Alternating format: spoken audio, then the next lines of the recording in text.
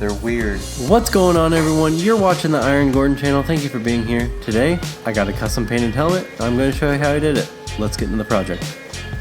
Okay, so I had a client drop ship me a helmet from Revzilla.com, and he chose an HJC helmet, both of which companies did not sponsor this video, and HJC's website specifically states not to customize their helmets in any way. So with that being said, let's prepare this thing for paint. So first things first, I got to remove the face shield. What you do on this particular helmet is you align these two arrows and pull on this retention clip, and that releases the face shield from the helmet. After that, I'm going to use a flathead screwdriver to remove any remaining hardware.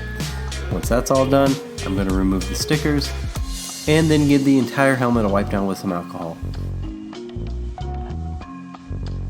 And next up, I went ahead and put masking tape all over the parts of the helmet I didn't want to get paint on, including the face shield gaskets and these vents that are all over the helmet. And also there's this rubber edging all along the bottom of it. You know, in my opinion, you can't assemble the helmet as good as the factory did, so I'd rather tape off these areas instead of trying to take apart the helmet. And now I'm going to start sanding the helmet using a red Scotch-Brite pad, and the objective here is to remove all the shine from the helmet but not burn through the factory paint job, and that's going to give the new paint something to stick to. And once all the shine's gone, I blow it off with compressed air and then give it another wipe down with some alcohol to remove any remaining grease or dust that may be on the helmet. So here's a basic sketch of what's going to go on the helmet. I want the bulk of the octopus to land on the back right side of the helmet, with the tentacles wrapping around the face. And really just coming from all over the place so that it consumes most of the helmet. But before I do any of that, I got to get background color on this.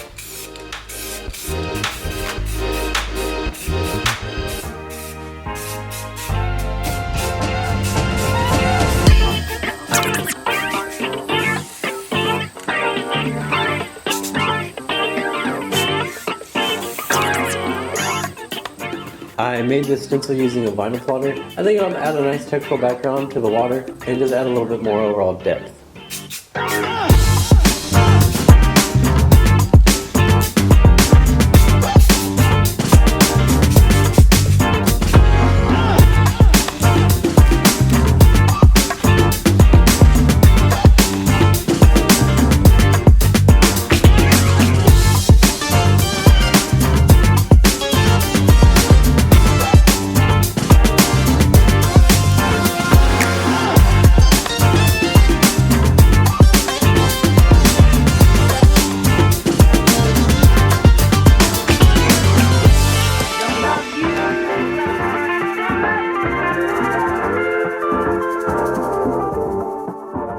After I got the basic outline of the octopus drawn on with a white Stabilo, I used Pinstriper's masking tape and blue painter's tape to mask off the rest of the helmet so that I could use multiple layers of spray paint to create the texture of the skin of the octopus.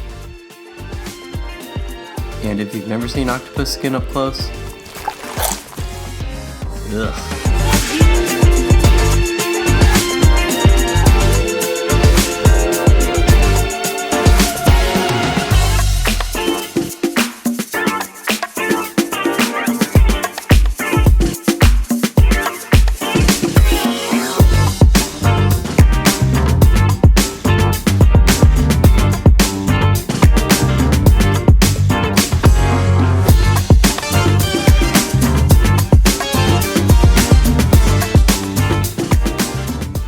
Now that all the orange is laid down and the masking tape is peeled back off, I use magenta one-shot to paint the underside of the tentacles.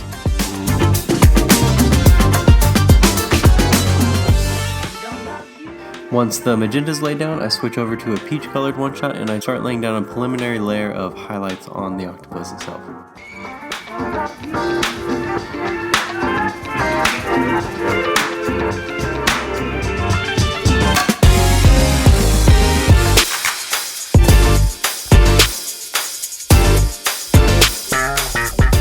Then diving in with a darker red, I'm going to use a super highbrow artisan technique of squishing the paint with my finger to create some low light areas.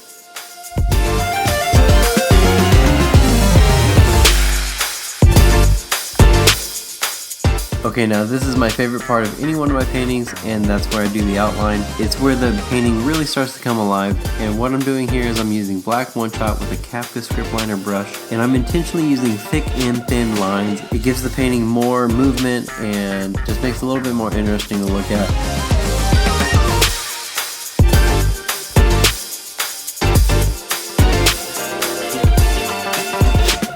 And with the same brush, I can go in and do really fine line details and do the thicker thin lines all the way around it. Now, this brush was actually starting to give out on me and it started to fork in some situations, but I actually use that to my advantage to create more detailed line work.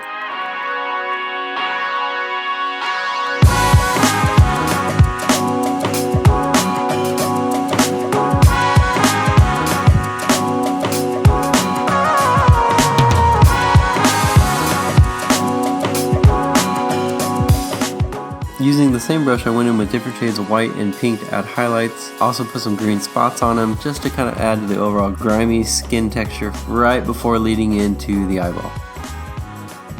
Okay, so eyeball coloring in general is complicated, let alone an octopus eyeball. If you've never seen an octopus eye up close, they're slightly terrifying. So going back in with this pinstripers masking tape, I lay down the area of the eyeball and then continue to mask off the entire helmet. And I'm going to hit it with 2 different shades of yellow, and I'm going to lay it down a little bit heavy so that the paint's actually started to blend together. So I'm doing a really wet on wet coat here. And once that's doing what I wanted to do, I'm going to speckle it with some teal and then hit the edges of it with black to create a little bit of shading.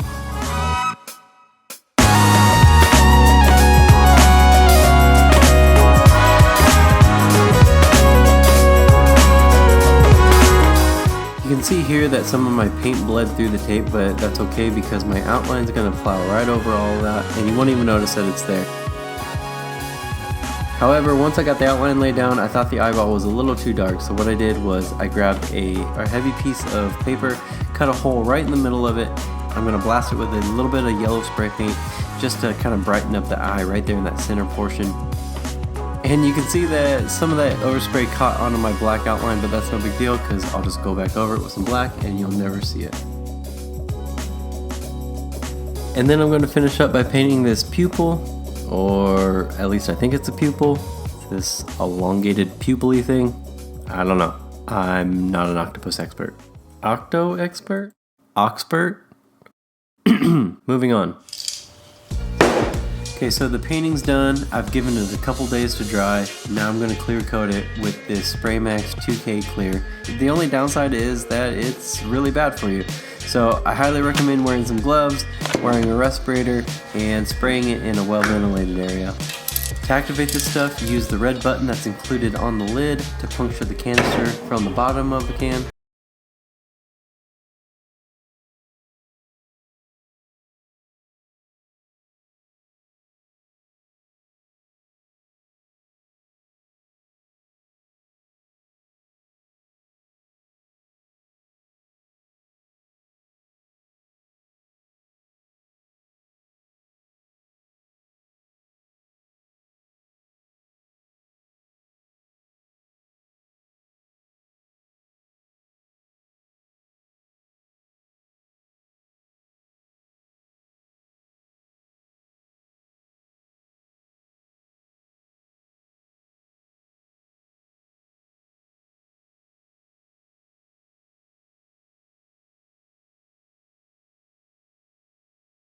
Me some different colored face shields. He sent me a gold one and a blue one.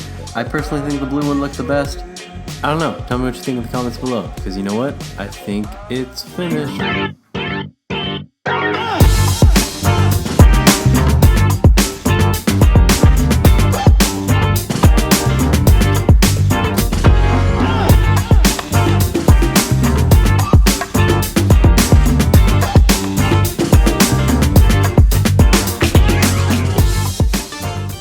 One thing that I did want to point out that is with my style of painting where I do so many layers of spray paint and splattering and one shot, and then when I shoot clear coat on top of all of that, no matter how much I cut and buff, it's always going to have a little bit of texture left into it.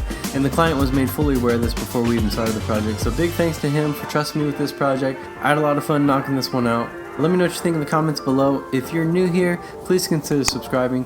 If you're a returning subscriber, hit that bell icon so you're notified whenever I upload a video. Thanks for hanging out with me today.